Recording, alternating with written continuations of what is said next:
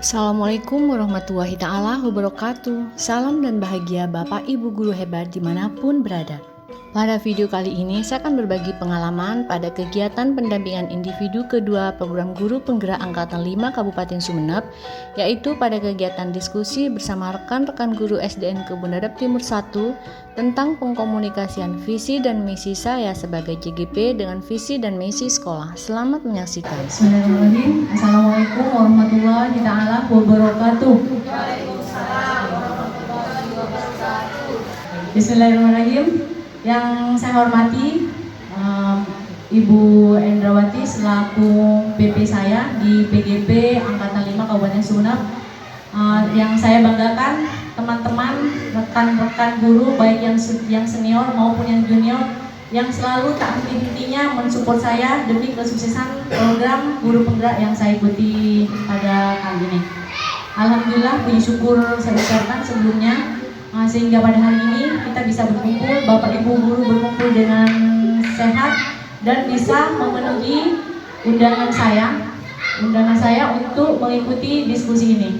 Yang kedua, saya ucapkan banyak-banyak terima kasih atas partisipasi penuhnya dan atas supportnya baik untuk saat ini maupun untuk sebelum-sebelumnya, sehingga saya masih masih menjalani PGP hingga saat ini dengan alhamdulillah sangat baik sekali. Baiklah, untuk pada kesempatan pagi ini di pendampingan yang kedua ini saya akan memaparkan tentang pengkomunikasian visi dan prakarsa perubahan sekolah. Apa sebenarnya materi ini? Nah, ini adalah salah satu program dari guru penggerak, yaitu visi guru penggerak.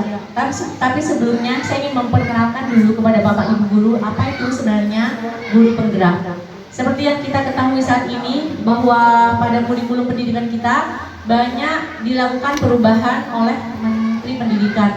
Salah satunya yaitu di bidang kebijakan kurikulum IKM.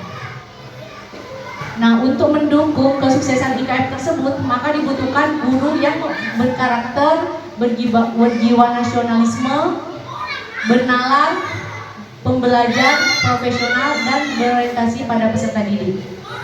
Nah, kita butuh guru-guru yang memiliki karakter-karakter seperti itu. Untuk apa? Karena tantangan pendidikan ke depannya itu semakin berat, ya. Nah, itu latar belakangnya. Pak. Nah, itu. Tadi itu ada 8 karakter.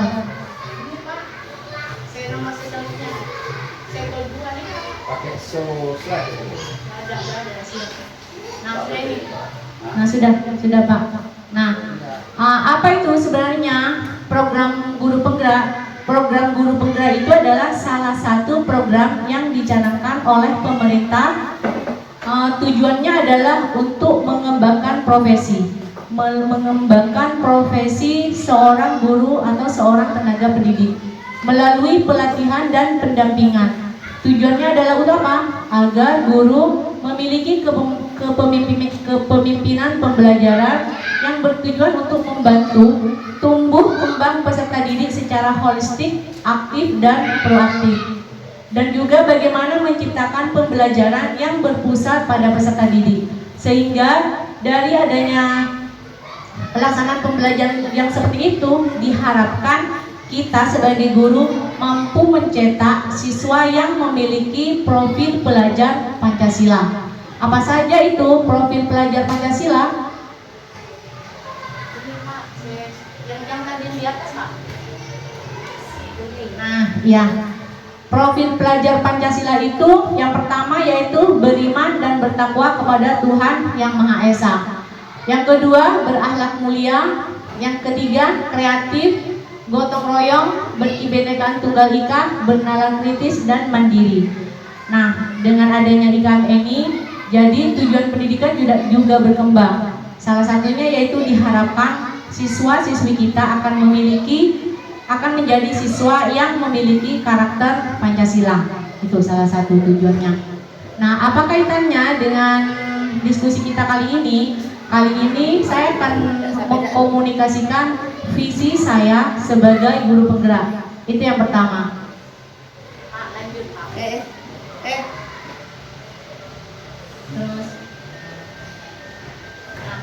Itu, ya, iya benar.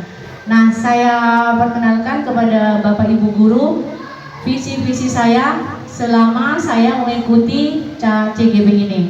Yang pertama yaitu menanamkan budi pekerti yang luhur dan berakhlak mulia. Yang kedua, bagaimana menciptakan pembelajaran yang menyenangkan, berpihak pada murid dan mampu menumbuhkan motivasi internal pada murid. Yang ketiga, mendorong dan memfasilitasi rekan guru dalam meningkatkan kompetensinya. Yang keempat, menciptakan lingkungan sekolah yang memiliki budaya positif. Yang kelima, menciptakan lingkungan sekolah yang bersih, rapi, dan asri. Itu adalah visi atau keinginan saya ketika saya dalam saat ini mengikuti program guru penggerak. Lanjut, Pak. Nah, apa aksi nyata yang bisa saya lakukan atau yang telah saya lakukan untuk mewujudkan visi-visi tersebut? Yang pertama, menanamkan budi pekerti yang luhur dan akhlak mulia. Biasanya di situ ada video, Pak. Tapi berhubung waktunya ya Bu ya, ada teman-teman yang maksudnya ada kepentingan, mungkin bisa saya langsung jelaskan saja tanpa video ya Bu ya. Kita kan sudah saling setiap hari kan berinteraksi. Bapak Ibu sendiri juga pasti sudah sering melihat, kita juga sering sharing bersama kegiatan-kegiatan yang sudah biasa saya lakukan. Menanamkan budi pekerti yang luhur dan akhlak mulia itu bukan hanya tujuan saya, tapi saya rasa adalah tujuan kami sebagai guru di SDN Kebun Dadap Timur 1 ini, yaitu bagaimana kita mampu menanamkan nilai-nilai karakter budaya pekerti yang luhur, sehingga harapan kita memiliki anak-anak didik yang tidak hanya mampu dan berkembang dalam akademik, tapi juga dalam karakternya. Bagaimana mereka mampu membawa diri dengan baik, mampu bersikap sopan dan mampu bersikap membedakan, menempatkan diri dimanapun berada dengan siapa. Itu adalah hakikat dari tujuan saya menanamkan budi pekerti yang luhur dan akhlak mulia. Dan tentunya dalam penanaman itu kegiatan yang saya lakukan yaitu ketika sebelum pembelajaran dimulai, seperti biasa kita dalam apresiasi menyelipkan nilai-nilai moral atau pesan-pesan moral. Tentu Bapak Ibu juga sama dengan apa yang saya lakukan, yaitu memberi pesan-pesan. Kalau misalnya ketika berbicara dengan orang tua, guru mengajar di depan, bagaimana cara menghargai? Nah, anak-anak akan menjawab bahwa cara menghargai adalah dengan mendengarkan. Itu adalah salah satu penanaman nilai-nilai moral dan budi pekerti luhur yang saya lakukan. Selain itu, ketika pulang sekolah, sebelumnya kita memberikan pesan-pesan juga kepada anak sebelum mereka bubar dari kelas dan pulang. Itu. Selain itu, juga bisa diberikan setiap saya berinteraksi dengan siswa. Artinya setiap saya bertemu dengan mereka melakukan sesuatu hal atau perbuatan yang melanggar norma-norma atau tata tertib, itu langsung saya eksekusi ya, langsung diberi saran atau dinasihati seperti itu. Nah, yang kedua yaitu menciptakan pembelajaran yang menyenangkan, berpihak pada murid dan mampu menumbuhkan motivasi internal. Tentu sudah kita tahu bahwa salah satu kewajiban guru di kelas adalah melakukan pembelajaran. Jadi di sini bagaimana guru mampu menciptakan pembelajaran yang tidak hanya mentransfer ilmu pengetahuan. Tapi juga bagaimana menciptakan suasana kelas yang menyenangkan. Apa yang saya lakukan untuk menciptakan pembelajaran yang menyenangkan dan berpihak pada murid? Saya melibatkan murid secara aktif dalam pembelajaran. Diskusi, tanya jawab, berpihak pada murid artinya dalam setiap pengambilan keputusan, dalam setiap kegiatan kita tawarkan dulu terlebih dahulu pada siswa sebelum kita ya mengambil keputusan. Artinya siswa akan selalu proaktif dalam kelas. Ini juga pada kesempatan ini saya juga akan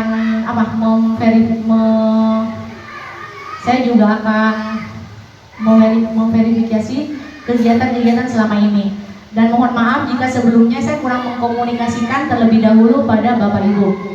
Mungkin akhir-akhir ini Bapak Ibu guru sering melihat murid-murid kelas 6 ada di luar, atau murid-murid kelas 6 ketika seminggu sekali saya izinkan mereka memegang HP. Itu adalah bentuk praktek saya menciptakan pembelajaran yang menyenangkan dan berpihak pada murid. Di situ saya ingin melihat bagaimana respon siswa ketika mereka melakukan pembelajaran seperti itu dan apa dampak yang bisa ditimbulkan. Apa yang terjadi ketika saya memberi mereka kebebasan untuk mengerjakan tugas di luar kelas. Memang dampak negatif positifnya mereka lebih senang, lebih semangat, terus lebih bisa memahami pembelajaran ketika itu dihadapkan pada pembelajaran kontekstual. Tapi sisi negatifnya, anak-anak di situ yang tidak memiliki komitmen yang kuat, mereka ternyata tidak mengerjakan tugas dengan baik, tapi bermain. Nah, itu adalah sisi negatifnya. Kenapa itu bisa terjadi? Karena itu terjadi atas kelalaian saya. Artinya saya masih belum benar-benar mampu untuk menciptakan pembelajaran yang menyenangkan seperti metode kontekstual seperti itu. Nah, dari pelajaran itu akhirnya apa? Saya kurangi anak-anak belajar di luar kelas. Saya pindahkan anak-anak belajar di dalam kelas, tapi mereka bebas melakukan, bebas memilih kelompoknya masing-masing, bisa duduk di atas bangku, bisa duduk di meja, ataupun berkelompok di bawah. Intinya tapi mereka tidak berkeliaran di luar kelas seperti itu. Nah, untuk yang membawa HP itu adalah salah satu bentuk pembelajaran berdiferensial, yaitu memberikan tugas kepada anak sesuai dengan minat dan bakatnya. Saya tahu anak-anak sekarang lebih suka main HP daripada pegang buku. Jadi tugas-tugas itu saya berikan dalam bentuk mereka membuat pembelajaran dalam bentuk TikTok. Jadi di TikTok itu materinya adalah materi terkait dengan pembelajaran. Sebenarnya di laptop saya itu banyak, tapi berhubung saat ini waktu yang tidak memungkinkan, jadi mungkin bisa nanti kita berbagi di WA group. Lanjut Pak. Nah, yang ketiga yaitu mendorong dan memfasilitasi rekan guru dalam mengembangkan diri. Jadi di sini saya juga berkembang lagi dalam tahap belajar dan melatih diri. Tapi jika ada guru yang membutuhkan bantuan saya atau kita bisa sharing sama-sama, dengan senang hati saya siap membantu semampu saya. Artinya di sini saya bukan menjadi guru atau bukan menjadi pelatih, tapi kita berbagi, sharing bersama. Saya belajar juga dari bapak dan ibu guru yang lain, bapak ibu guru yang lain mungkin bisa menimba sedikit ilmu yang saya ketahui. Itu. Lanjut Pak. Nah, yang ketiga yaitu yang keempat, menciptakan lingkungan sekolah yang memiliki budaya positif. Apa itu budaya positif? Yaitu kebiasaan-kebiasaan baik yang kita tanamkan di sekolah kita setiap hari. Itu bisa jadi bisa berbentuk program ataupun adalah tindakan spontan yang biasa kita lakukan setiap hari. Seperti salam pagi. Nah, itu adalah salah satu budaya positif yang sudah saya terapkan di sini. Terus yang kedua, seperti yang sudah Bapak Ibu laksanakan, yaitu berbaris sebelum pelajaran dimulai. Nah, dalam PGB ini ada pengalaman baru yang saya temukan. Jadi ketika anak-anak mau masuk ke dalam kelas, selain mengucapkan salam, saya minta mereka mengungkapkan ekspresi dirinya ketika mau masuk ke dalam kelas. Misalnya bahagia, biasa saja, semangat, atau lagi kurang bersemangat. Nah, itu saat ini yang sedang saya terapkan sekalipun tidak kontinu. Dari itu saya bisa mengetahui bukan hanya dari ekspresi wajah, bagaimana kondisi kejiwaan anak ketika mereka mengikuti pelajaran pada hari itu. Dan selain itu, yaitu yang terkait dengan budaya positif itu adalah penerapan segitiga restitusi. Apa itu segitiga restitusi? Yaitu penanganan pemecahan masalah dengan cara ada 3 yang dikatakan segitiga restitusi itu adalah ada 3 tahapan. Yang pertama, identifikasi masalah. Misalnya ketika saya pernah ada ngupload video di segitiga restitusi itu, pada waktu itu diperankan oleh Farel. Dalam segitiga restitusi itu, ketika Farel yang kita kenal sebagai murid yang sangat aktif, kita ingin melakukan perubahan yang lebih baik kepada dirinya, kita panggil Farel perlahan-lahan, kita ajak diskusi. Kita tanya kenapa Farel melakukan hal itu adalah identifikasi masalah. Nah setelah itu kita tawarkan kepada Farel, apakah Farel ingin berubah atau tidak. Nah yang selanjutnya kita beri kesempatan kepada Farel untuk menemukan solusi, menemukan sendiri apa yang ingin dia lakukan untuk merubah dirinya menjadi lebih baik. Karena pada dasarnya setiap anak itu memiliki tujuan. Setiap anak ketika melakukan apapun, baik itu kebaikan ataupun kesalahan, ada tujuannya, ada alasannya. Dan salah satunya adalah untuk memenuhi kebutuhan dasarnya. Misalnya kebutuhan kebebasan, kebutuhan pengakuan, kebutuhan kebahagiaan, seperti itu. Ketika kita melihat anak-anak melakukan kesalahan, mungkin yang kita anggap itu salah karena tidak sesuai dengan norma-norma yang di sekolah, mungkin mereka sedang ingin memenuhi kebutuhannya. Hanya saja caranya yang tidak sesuai dengan yang kita sepakati atau aturan-aturan yang telah ada di sekolah. Itu adalah bentuk-bentuk budaya positif yang sudah saya ciptakan di sekolah. Nah, untuk yang terakhir dari diskusi kali ini yaitu tentang visi sekolah kita, yaitu kaitannya antara visi sekolah kita SD Negeri Negeri 1 dengan visi saya sebagai calon guru penggerak. Visi sekolah kita yaitu terwujudnya warga sekolah yang beriman dan bertakwa, berprestasi, cerdas, terampil, mandiri, dan berkarakter, maju dalam iptek, serta berwawasan ramah lingkungan, peduli, dan berbudaya lingkungan. Menurut Bapak Ibu, apakah visi sekolah ini sudah berkorelasi dengan visi saya sebagai guru penggerak? Kita lihat satu persatu. Visi saya yang pertama adalah menanamkan nilai-nilai budi pekerti yang luhur pada siswa. Jika misalnya ada perlu yang dikembangkan, kita masukkan diskusi saat ini, tapi untuk perubahannya tidak untuk saat ini. Mungkin memang ada waktu yang tepat dan itu melibatkan beberapa pihak. Jadi kita sekarang hanya mengkomunikasikan bentuk pengembangannya. Apa saja kegiatan yang mencerminkan visi sekolah. Yaitu yang pertama, membiasakan salam, senyum, dan sapa sebelum masuk sekolah dan kelas. Itu sudah kita laksanakan ya, malah itu sudah jadi program kita sejak dulu Bu. Terus yang kedua, melaksanakan salam pagi. Sudah, alhamdulillah sudah sejak dulu kita laksanakan dan alhamdulillah sampai sekarang masih tetap berlangsung. Nah, yang ketiga, menciptakan iklim kelas positif melalui pembelajaran menyenangkan dan proaktif.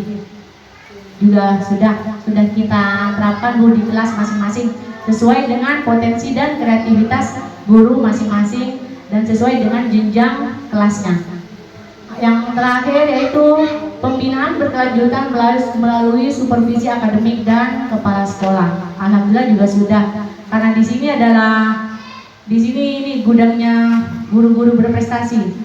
Yang paling barat itu Bu, beliau adalah tim di kabupaten. Ketika mau mengirimkan lomba-lomba ajang prestasi, beliau salah satu panitianya Bu. Seperti itu. Iya. Kepala sekolah kita adalah salah satu pengurus di PGRI Kabupaten Sumeneb. Pak Dul ini banyak ya Bu ya. Beliau memang rendah hati dan tidak sombong. Yang itu guru kelas 1, guru senior Bu. Tetap aktif dan semangat mengembangkan dirinya sekalipun hampir pensiun, karena katanya Bu tidak mengenal kata usia dan pensiun jika dihubungkan dengan pendidikan dan karakter anak. Dan yang lain-lain rekan-rekan saya yang sangat bersemangat, yang selalu ingin mengembangkan diri menjadi guru-guru yang lebih hebat. Untuk sesi selanjutnya yaitu diskusi. Sebentar kita ya, mungkin ada yang perlu didiskusikan untuk melengkapi acara kita pada siang hari ini. Mungkin dari Bapak Ibu, setelah Bu Sofi tadi memaparkan, ada mungkin yang ingin ditanyakan sama Bu Sofi. selain dari Bapak? Ada nggak kira-kira Bu? Terkait visi program guru penggerak yang Bu Sofi buat selama dia mengikuti program guru penggerak ini. Gini Bu, kita ketahui bersama bahwa pembelajaran aktif, efektif, dan menyenangkan. Juga tadi Bu Sofi implementasinya itu dengan bawa HP, insya Allah mungkin arahnya ke browsing. Selain media itu, kira-kira apa yang bisa kita ciptakan untuk mencapai pembelajaran itu menyenangkan? Itu aja pertanyaan dulu.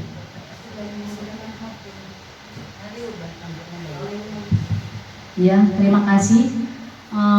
Sekali lagi saya tekankan, saya di sini tidak sedang dalam posisi narasumber, tidak sedang ya benar. Kalau narasumber mungkin saya jauh ya Bu ya, mungkin pengalaman ya Bu ya, pengetahuan saya jauh dari beliau. Tapi kita di sini sharing.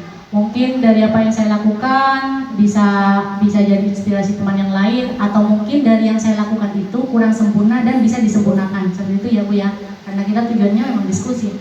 Nah, saya memanfaatkan gadget itu ketika saya terinspirasi dari salah satu video di IKM Bu.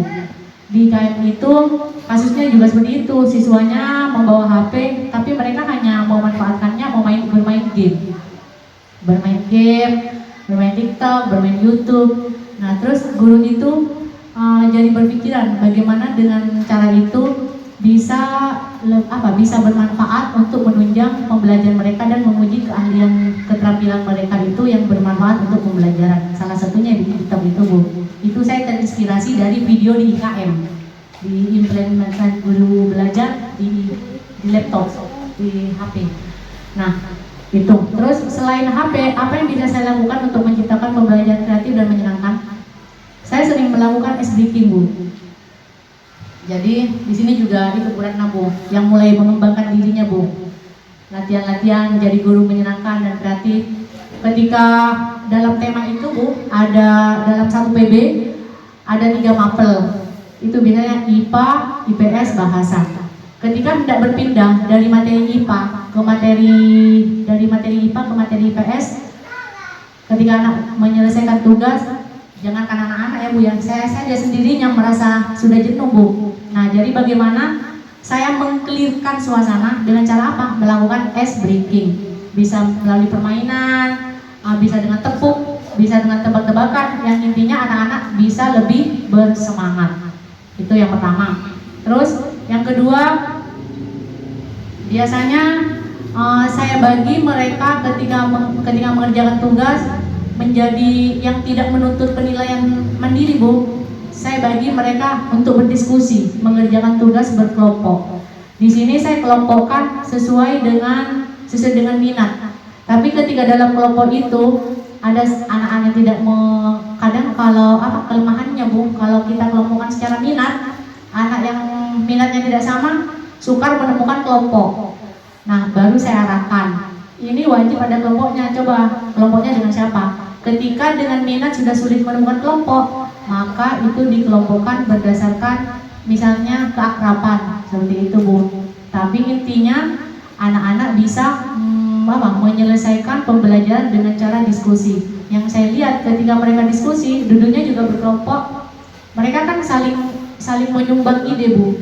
Misalnya nomor 1 yang tidak mengerti bisa si A, si B bisa, nomor 2 bisa dikerjakan si B, seperti itu Bu. Dengan itu manfaat diskusi yang bisa saya dapatkan dari anak-anak. Terus yang ketiga itu, tapi sekarang sudah tidak lagi saya kerjakan Bu, mengerjakan pekerjaan kelompok di luar kelas. Itu sudah saya hentikan Bu. Karena apa? Lebih banyak mudaratnya daripada manfaatnya. Artinya saya tidak mampu untuk mengawasi mereka satu persatu. Memang ada sebagian besar anak-anak yang ada di dalam kelas, tapi sebagian kecil komunitas itu, sekalipun sebagian kecil, tapi komunitas itu mampu menampilkan suasana sekolah yang tidak nyaman Bu. Ketika yang lain di dalam kelas, mereka di luar bukannya mengerjakan soal di bawah beringin, malah mereka main bola. Jadinya aktivitas kerja kelompok di luar kelas untuk saat ini saya hentikan dulu. Mungkin 1 bulan sekali, tergantung nanti materinya yang membutuhkan pengerjaan di luar kelas, dan itu pun harus saya ingat, saya harus lebih banyak memperhatikan mereka. Intinya memantau anak yang ada di luar kelas daripada yang ada di dalam kelas. Untuk apa? Untuk meminimalisir mereka bertindak liar dan di luar konteks pembelajaran. Itu mungkin dari teman-teman ada yang bisa ditambahkan?